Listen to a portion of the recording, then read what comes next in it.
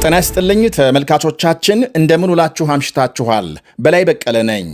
የሱዳን አማጺ ቡድን ፈጥኖ ደራሽ ኃይል ኢትዮጵያ ውስጥ የድብቅ ወታደራዊ ማሰልጠኛ ጣቢያ እንዳለው ተሰማም።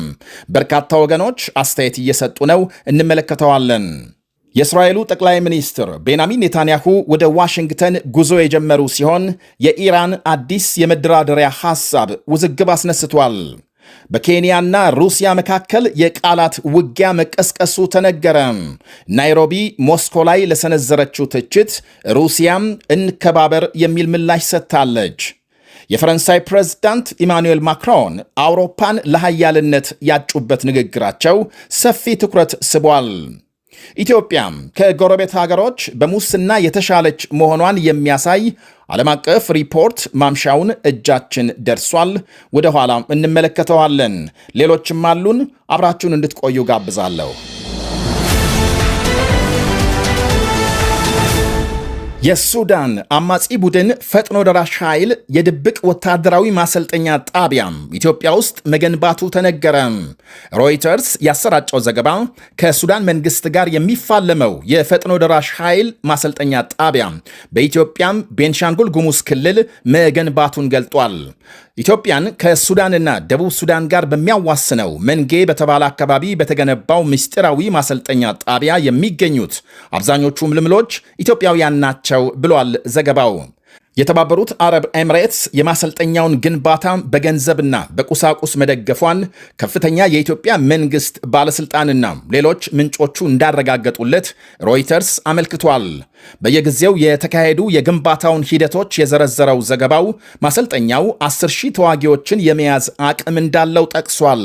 እስካለፈው ጥር መጀመሪያም 4300 የፈጥኖ ደራሽ ኃይል ተዋጊዎች በጣቢያው ስልጠና እየወሰዱ እንደነበር ከኢትዮጵያ ደህንነት አገልግሎት የውስጥ ማስታወሻ ካገኘው መረጃ መረዳቱን አመልክቷል። ይሄው ማሰልጠኛ ጣቢያ ከድንበር 32 ከአሶሳም አውሮፕላን ማረፊያም በ53 ኪሎ ሜትር ርቀት ላይ እንደሚገኝ፣ በአሶሳም አውሮፕላን ማረፊያም አዳዲስ ግንባታዎች እየተካሄዱ እንደሆነና የድሮን ማዘዣ ማዕከል ጭምር እንዲኖረው እንደሚደረግ ጠቅሷል።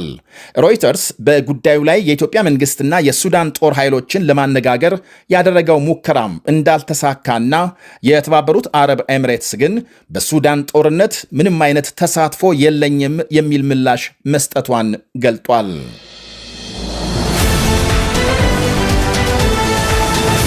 ኬንያ ዜጎችን በዩክሬን ጦርነት እየማገደች ነው ስትል ሩሲያን በይፋ መወንጀሏ ተሰማም። ሞስኮ በህገወጥ መንገድ የኬንያን ዜጎች ለውትድርና መልምላም በዩክሬን ጦርነት እየማገደች ነው ብለዋል የኬንያ ውጭ ጉዳይ ሚኒስትር ሙሳሊያ ማድቫዲ። የኬንያ ዜጎች በሩሲያ በድብቅ እየተመለመሉ ነው የሚል ሪፖርት በየጊዜው እየደረሰ መሆኑን የገለጹት ውጭ ጉዳይ ሚኒስትሩ ይህም በፍጹም ተቀባይነት የለውም ብለዋል። እናም ሩሲያ የኬንያን ዜጎች ለውትድርና መመልመል የሚከለክል ስምምነት እንድትፈርም እንደሚጠይቁ ውጭ ጉዳይ ሚኒስትሩ ገልጸዋል። ትክክለኛ ቁጥር ባይገኝም ከ200 በላይ የኬንያ ዜጎች በሞስኮ ተመልምለው በዩክሬን ጦርነት መሰማራታቸውን ውጭ ጉዳይ ሚኒስትሩ አመልክተዋል። ከነዚህ ውስጥ አንዳቸውም በህጋዊ መንገድ ጉዞ አለማድረጋቸውን አክለዋል።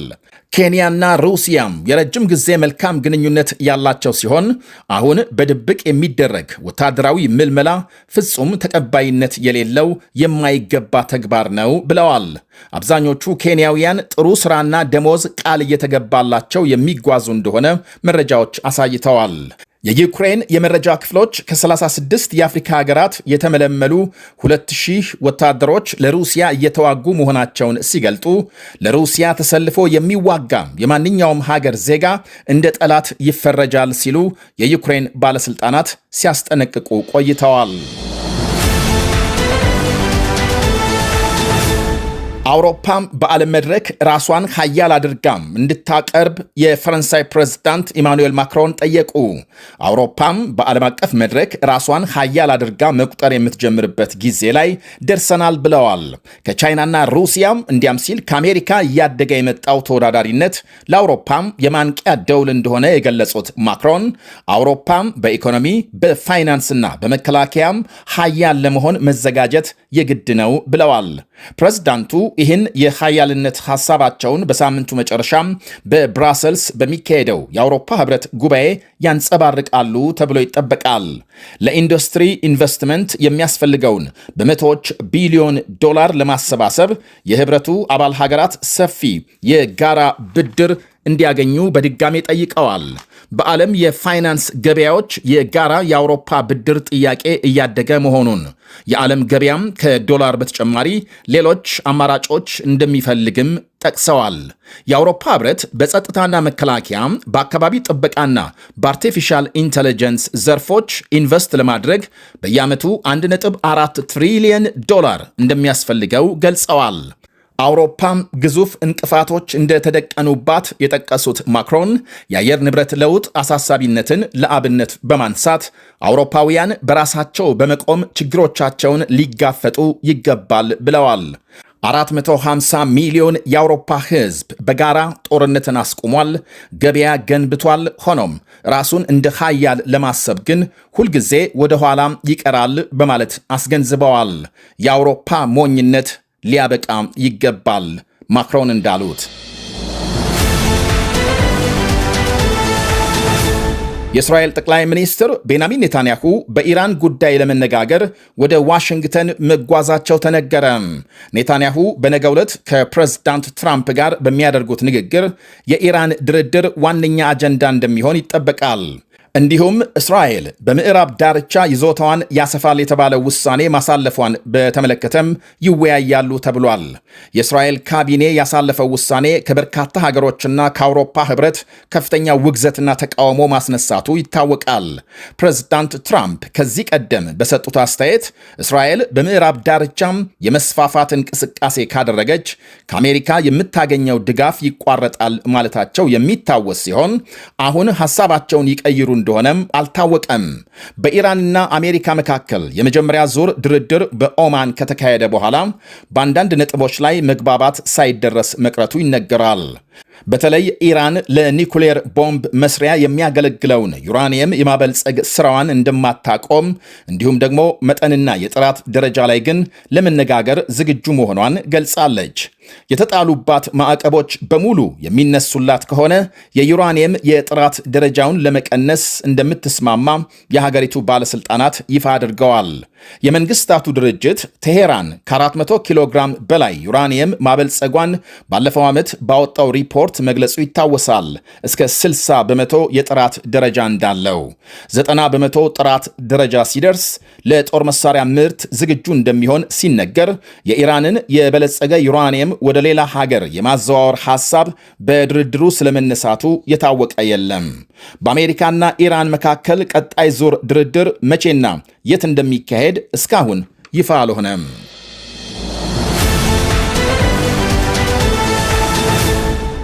ግብፅና የተባበሩት አረብ ኤምሬትስ በእስራኤል ፍልስጤም ጉዳይ በአቡዳቢ መነጋገራቸው ሲታወቅ ኢንዶኔዥያም 8000 ወታደሮች በጋዛ ለማሰማራት ዝግጁ መሆኗን ገልጻለች።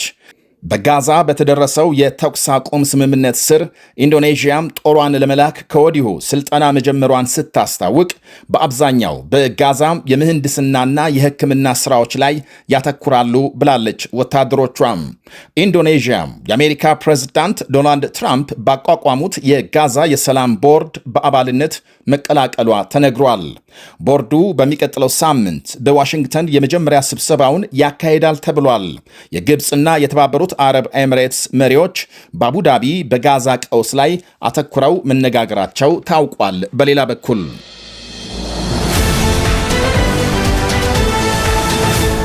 በኢትዮጵያ ያለው የሙስና ሁኔታ ከጎረቤት ሀገሮች የተሻለ ደረጃ እንደሚገኝ ተነገረ። የሀገራትን የሙስና ደረጃ ይፋ የሚያደርገው ትራንስፓረንሲ ኢንተርናሽናል የ2025 ሪፖርቱን ዛሬ ማምሻውን ሲያስነብብ ኢትዮጵያን ከ182 ሀገሮች 96ኛ ደረጃ ላይ አስቀምጧል። ኢትዮጵያም የተሰጣት ነጥብ ከ138 ሲሆን ይህም ከኬንያም ከኤርትራና ከሱዳን የተሻለች አድርጓታል።